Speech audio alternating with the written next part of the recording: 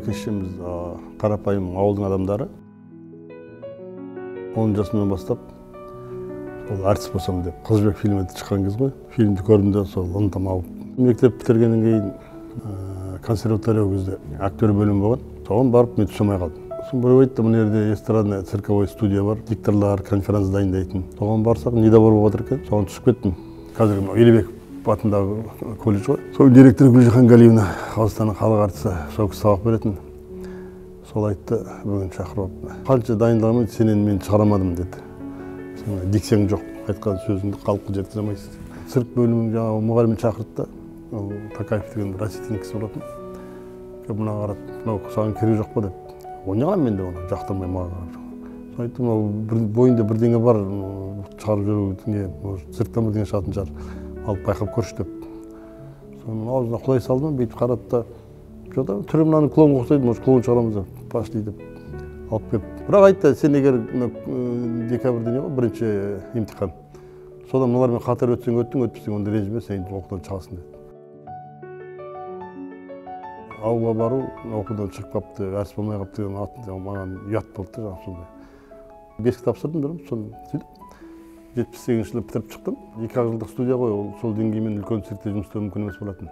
Мен «Эквилибр на катушках» деген нөмір болды, соны істедім, тағы бір 3 жігіт істедік. Өрді де мені жаңағы жұмыс істеп жатқан кезде қарайды дейді, сен не істесең де күлкілі жасайсың, жаңағы онда саған күлкілі қоямыз деп күлкілі қойып берді. Қызылорда қаласын жіберді, облыстық филармониясына, ол жерде әйелімде цирк әртісі. Ол әйелім аты Сәуле Калашева дейтін, Болатова. Мен 2 курста жүргенде ол келіп түсті 1 курсқа. Содан таныстық. Армияға үйленіп кеткен. Ол қаланың қызы, ерке қыз, орысша өскен, семейдікі ғой. Мен Алматы облысының үйге тастап кетіп, ай қалай болар екен, ай кетіп қалады, сөйтсем жоқ. Армиядан келсем, ауылдың салпай келіп, әйел болмаған, сиыр сауып, баста орамал, үстінде қалады. Сүт пісіріп, құрт қайнатып, бәрі үйреніп апты сол 2 жылдың ішінде. Армияның өзінде де бізде дом культура болды. Өйде музыканттар бар, халықтың барғанның бәрінің арасында талантты жігіттер, соны жинап жерде капитан болған, начальник клубтың шақырып алып, бәрі праздниктерде көрсетеміз. Бірде фокус көрсетем, бір стулдардың орысша шығамын, клоунады көрсетемейді сөйтіп. Армияда болдым мен, өнерім тастаған жоқпын. Армиядан кейін Семей облыстық филармониясында істедім. Семейден кейін мені 86 жылы Алматы облыстық филармониясына шақырды. Алматы облыстық филармониясында істедім. Ол жақтардан бүкіл Қазақстанды араладық. Бардық Қырғызстан, Өзбекстан, омбы жақта болдық. 92 жылдан бері осы үлкен циркте жұмыс істеп жатырмыз. 93 жылдан бастап шетелге шыға бастадық. Осы уақытқа дейін ана жолы отырып санасам 20 елде жұмыс істеп. Алматыда осы цирк ашылмай тұрғанда неде колледжде сабақ берген мен. Ол жерде шәкіртім бар. Мен қанша дегенмен жас келеді, жұмыс қиындай бастады. 11 жылы осы иттерді алып, алдында бір кіші итім болған. Ол мен клоунада істейтін жаңағы. Сол итім маған 5 күшікті қылып берді. Сол күшіктерін арғары үйретіп, мен осы уақытқа дейін қазір сол иттермен жұмыс істеп жүрміз.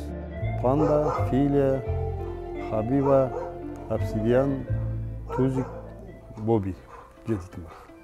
Астана цирк ашылады деп естідік. Бірінші директор болып, менің досым, курстасым Балтабек Жұмағұл сиқыршы болды, әлемге атай келе. Сол келіп маған сен боласың, мен боламаймын. Мен бұғы 2 клоун боламын, мен қалай бірінші клоун боламын. Жоқ, режиссер келеді, бәрін қояды, қорқпа, давай. Бүкіл элита келеді ашылуға. Сенім артып жарайды. Режиссер келді, онымен жұмыс істедік. 7 эпизод қойды, итіміз бар, ешегіміз бар, оны өзіміз дайындап алдық. Абыроймен аштық қой енді осы цирктен. Содан бері бас клоун болып істеймін.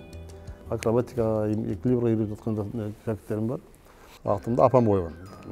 Қазбек деген ағам бар, соны ұқсастырып Қазбек, Әзілбек деп қойыпты. Соны орысша как тебя зовут десе, Юморбек деймін. Әзілбекті Юморбек деп. Өмірде мен көңілді адаммын, көңіл жүремін жаңағы. Қалжыңдап жүрген жақсы көремін адамдармен. Ұлым да біздің жолымызды қуды, ол цирк әртісі болды, шетелде бірге жүрдік. Ол 5 жастан бастап менімен жұмыс істедік, қолымда көтеріп лақтырып, домалатып жаңағы жұмыс істедік. Цирковой колледж сабақ береді. 3 немерем бар, 45 жыл биыл, мінекей, бірінші ем күні 45 жыл болатын маған. 2 айдан кейін пенсия деп отырмыз.